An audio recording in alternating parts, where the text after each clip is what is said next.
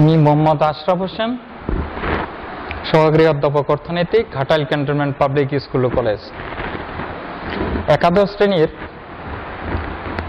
সুপ্রিয় নবীন শিক্ষার্থীবৃন্দ, আশা করি তোমরা অবশ্যই সামাজিক দূরত্ব বজায় রেখে নিরাপদ আছো। আজ আমি তোমাদের সাথে অর্থনীতি বিষয় নিয়ে আলোচনা শুরু করছি।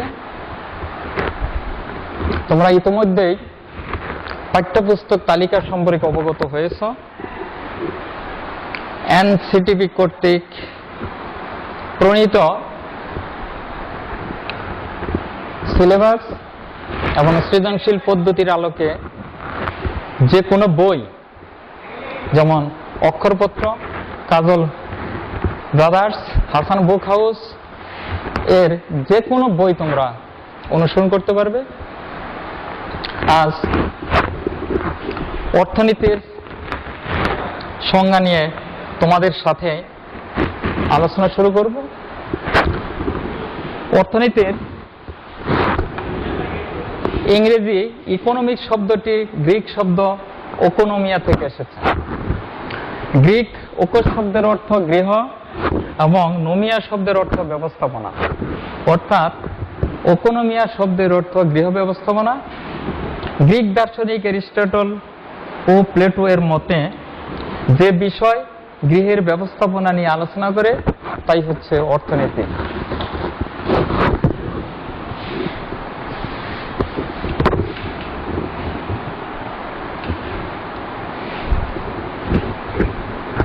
পরবর্তীতে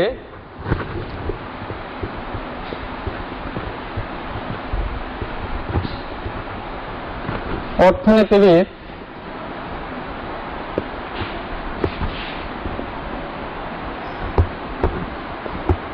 অ্যাডাম স্মিথ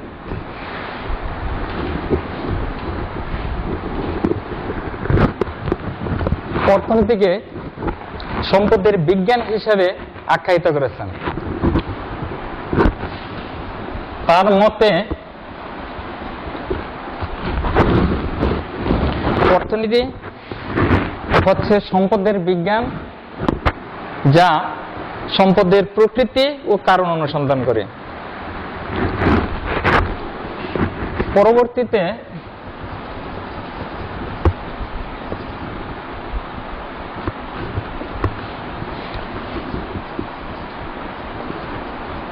অধ্যাপক মার্শাল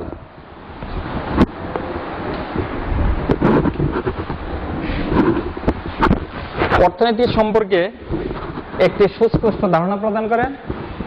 তার মতে অর্থনীতি হচ্ছে এমন একটি বিষয় যা দৈনন্দিন জীবনের সাধারণ কার্যাবলী নিয়ে আলোচনা করে।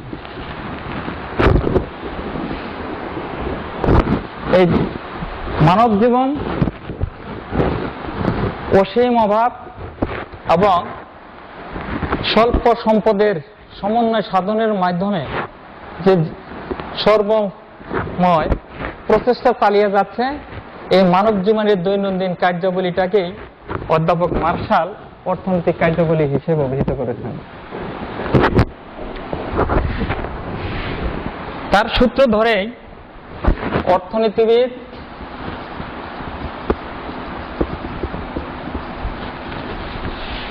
এল রবিন্স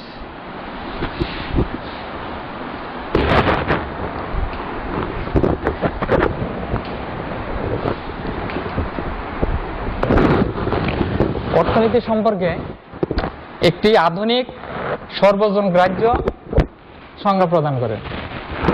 তার মতে অর্থনীতি হচ্ছে এমন একটি বিজ্ঞান যা মানুষের অসীম অভাব ও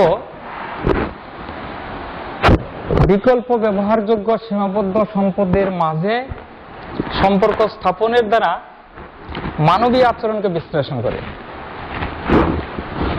আমি আবার বলছি, অর্থনীতিবিদ অ্যাডাম স্মিথের সূত্র ধরে অধ্যাপক মার্শাল, আবার অধ্যাপক মার্শালের সূত্র ধরে অধ্যাপক এল রবিন্স অর্থনীতি সম্পর্কে আধুনিক এবং সর্বজনগ্রাহ্য একটি সংজ্ঞা প্রদান করেন। অধ্যাপক এল রবিনসের সংজ্ঞায় আমরা তিনটি বিষয় পাচ্ছি। একটি হচ্ছে অসীম অভাব,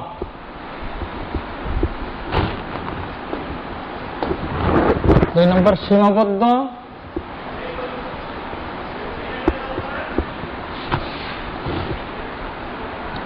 সম্পদ, তিন নম্বর বিকল্প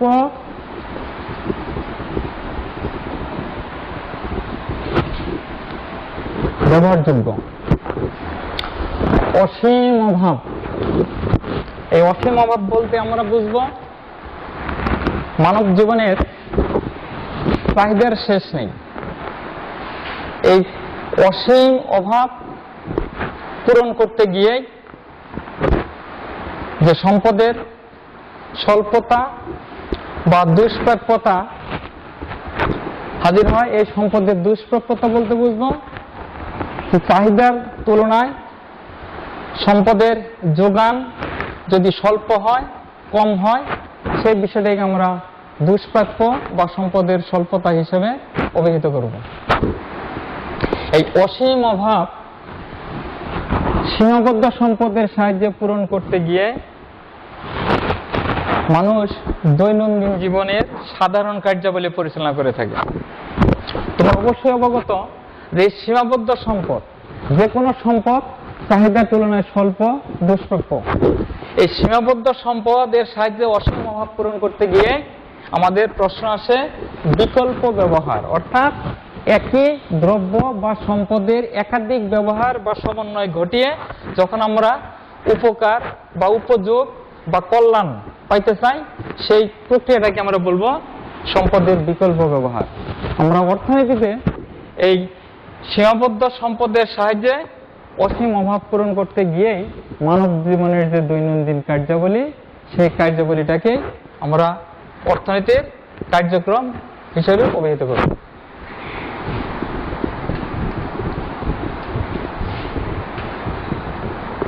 এরপর আমরা আসবো, যেহেতু প্রশ্ন এসেছে সীমাবদ্ধ সম্পদ, আমরা সম্পদ বলতে কি বুঝবো, সম্পদ কাকে বলে? যে দ্রব্য সামগ্রীর মধ্যে চারিটি বিষয় বিদ্যমান থাকবে, হচ্ছে উপযোগ, দুষ্প্রাপ্যতা,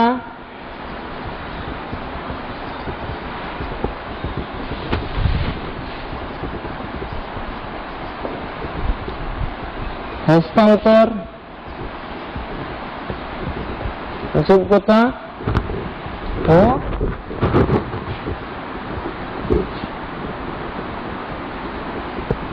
বাহ্যিকতা। যে দ্রব্য সামগ্রীর মধ্যে এই চারটি বৈশিষ্ট্য বিদ্যমান থাকবে। উপযোগ, উপযোগ আমরা বলবো যে দ্রব্য ব্যবহার করে উপকার পাওয়া যায়, অর্থনীতির ভাষায় তাকে আমরা বলবো উপযোগ। আর দুষ্প্রাপ্যতা, চাহিদার তুলনায় যদি দেখা যায় যোগান কম হয়, স্বল্প হয়, সেই বিষয়টাকে আমরা দুষ্প্রাপ্য হিসেবে অভিহিত করব। পরবর্তীতে আমরা বিস্তারিত আলোচনায় পাবো। আর হস্তান্তর যোগ্যতা হচ্ছে স্থানান্তর যোগ্যতা, যে সমস্ত দ্রব্য সামগ্রী স্থানান্তর করা যাবে, মালিকানা হস্তান্তর করা যাবে, এক স্থান থেকে আরেক স্থানে স্থানান্তর করা যাবে, সেই বৈশিষ্ট্যকে আমরা বলবো হস্তান্তর যোগ্যতা। আর একটি হচ্ছে বাহ্যিকতা, অর্থাৎ দৈহিক আকার আকৃতি যে সমস্ত দ্রব্য সামগ্রী রয়েছে, সেইগুলিকে আমরা সম্পদ হিসেবে অভিহিত করব। যেরকম যে সমস্ত দ্রব্যের কোনো বাহ্যিকতা নেই, আকার আকৃতি নেই, সেগুলোকে আমরা সম্পদ হিসেবে আখ্যায়িত করতে পারবো না। যেমন কবির প্রতিভা, প্রতিভাকে যখন আমরা পাণ্ডুলিপির আকারে স্থানান্তর করবো, বই আকারে লিপিবদ্ধ করবো, সেটাকে আমরা সম্পদ বলবো। কিন্তু যখন তিনি মেধার মাধ্যমে মেধার বিকাশ ঘটাচ্ছেন, সেটাকে আমরা সম্পদ বলতে পারবো না। যেরকম মায়ের স্নেহ, মায়ের স্নেহটাকে আমরা কখনো সম্পদ বলতে পারবো না, কিন্তু এটার মূল্য অপরিসীম। এই যে বাহ্যিকতা, এগুলো মিলেই হচ্ছে সম্পদ। তাহলে আমরা পাচ্ছি যে সমস্ত দ্রব্য সামগ্রীর মধ্যে উপযোগ, দুষ্প্রাপ্যতা, হস্তান্তরযোগ্যতা ও বাহ্যিকতা বিদ্যমান তাকে আমরা সম্পদ হিসাবে আখ্যায়িত করব। অর্থনীতিতে এই সীমাবদ্ধ সম্পদের বিকল্প ব্যবহার ঘটানোর জন্যই যে প্রচেষ্টা, সেটাই হচ্ছে অর্থনীতির আওতা, পরিধি, ব্যাপকতা। এই অর্থনীতির আওতা, পরিধি, ব্যাপকতা বিশাল।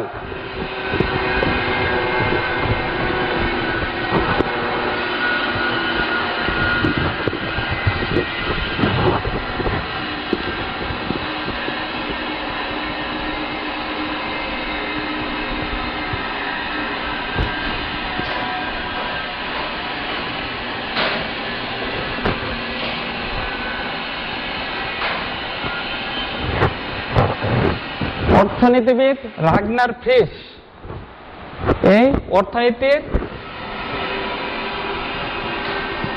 আওতা ও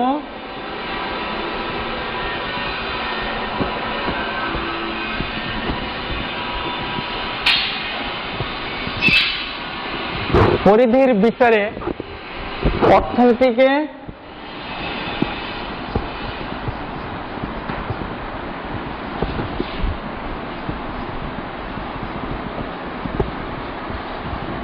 দুই ভাগে বিভক্ত করেছেন।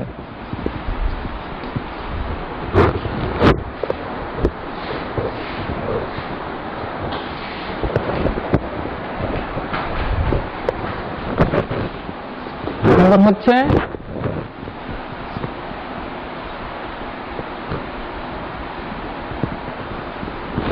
ব্যষ্টিক অর্থনীতি,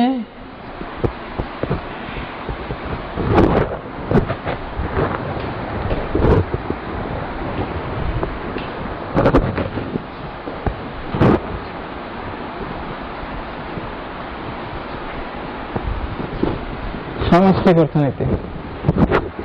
ব্যষ্টিক অর্থনীতির ইংরেজি মাইক্রো শব্দটি আছে সেই গ্রিক শব্দ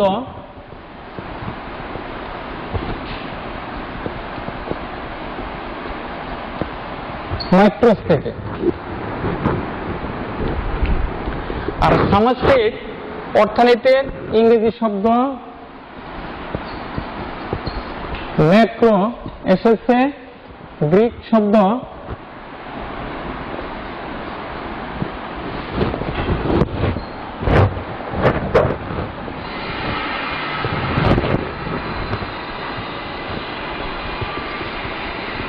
ম্যাক্রোস থেকে।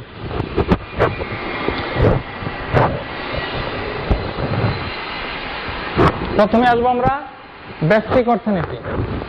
ব্যষ্টিক অর্থনীতি হচ্ছে অর্থনীতির যে শাখায় অর্থনীতির ক্ষুদ্র ক্ষুদ্র অংশ, যেমন ব্যক্তির আয়, ব্যয়, সঞ্চয়, বিনিয়োগ, মূলধন, এই সকল বিষয় নিয়ে আলোচনা করা হয়, তাকে বলা হয় ব্যষ্টিক অর্থনীতি বা মাইক্রো ইকোনমিক্স। তারপর আমরা আসবো সামষ্টিক অর্থনীতি বা ম্যাক্রো ইকোনমিক্স।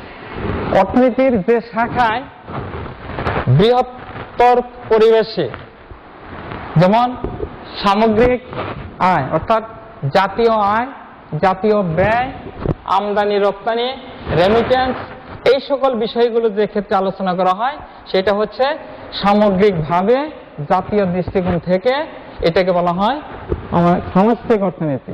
তাহলে আমরা পাচ্ছি ব্যষ্টিক এবং সামষ্টিক অর্থনীতির মধ্যে আমরা আওতা ও পরিধির আলোকে বেশ কিছু পার্থক্য খুঁজে পাচ্ছি। প্রথমে আসবো অর্থনীতি হচ্ছে ক্ষুদ্র ক্ষুদ্র বিষয়ের আলোচনা, ব্যষ্টিক অংশ, আর সামষ্টিক অংশ হচ্ছে বৃহৎ বিষয়ের আলোচনা বা সামগ্রিক বিষয়ের আলোচনা। ব্যষ্টিক অর্থনীতিতে আংশিক ভারসাম্য নিয়ে আলোচনা করা হয়, সামষ্টিক অর্থনীতিতে সামগ্রিক ভারসাম্য নিয়ে আলোচনা করা হয়। আর ব্যষ্টিক অংশে বা ব্যষ্টিক অর্থনীতির মাধ্যমে অর্থনীতির খণ্ড খণ্ড বা ক্ষুদ্র ক্ষুদ্র অংশের চিত্র পাওয়া যায়। সামষ্টিক অর্থনীতিতে বৃহৎ পরিবেশে বা বৃহত্তর দৃষ্টিকোণ থেকে সামগ্রিকভাবে জাতীয় পর্যায়ের জনগণের কল্যাণ, জাতির কল্যাণ, রাষ্ট্রের কল্যাণ নিয়ে আলোচনা করা হয়।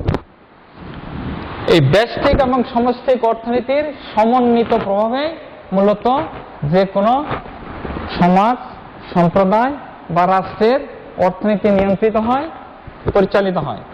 যে দেশের অর্থনৈতিক কাঠামো যত সুদৃঢ়, যত মজবুত, সে দেশ অর্থনৈতিকভাবে তত শক্তিশালী। সে দেশের মাথাপিছু আয়, সঞ্চয়, মূলধন, বিনিয়োগ প্রবণতা, সামগ্রিকভাবে জাতীয় উৎপাদন, মাথাপিছু আয় সবকিছু উন্নত হওয়ার প্রেক্ষিতে অর্থনৈতিক প্রবৃদ্ধি ত্বরান্বিত হয়, অর্থনৈতিক উন্নয়ন ত্বরান্বিত হয়। যে দেশের অর্থনৈতিক উন্নয়ন ত্বরান্বিত হয়, সে দেশ অর্থনৈতিকভাবে তত এগিয়ে যায়, সে দেশের জীবনযাত্রার মান তত উন্নত হয়। মানুষের কল্যাণ সাধন করতে গিয়ে যে কোনো সরকারের মূল প্রচেষ্টা থেকে অর্থনীতিকে নিয়ন্ত্রণে নিয়ে সেই দেশের জনগণের কল্যাণ সাধন করা। এই আজকের আলোচনা থেকে তাহলে আমরা কি পাচ্ছি? তোমরা অবশ্যই অর্থনীতির সংজ্ঞা, অর্থনীতির শ্রেণীবিন্যাস, সম্পদ সম্পর্কে আমরা ধারণা পাচ্ছি। এমনকি অর্থনীতির যে পরিধি, ব্যষ্টিক অংশ নিয়ে কি আলোচনা করা হয়, তোমাদের পাঠ্যপুস্তকে অধ্যায় ভিত্তিক ব্যষ্টিক এবং সমষ্টিকের আলোচনা রয়েছে। আমরা ইনশাল্লাহ পরবর্তীতে এই ব্যষ্টিক সমষ্টিকের আলোকে যে অধ্যায়গুলো রয়েছে আমরা সুন্দর সুস্পষ্টভাবে আলোচনা দেব।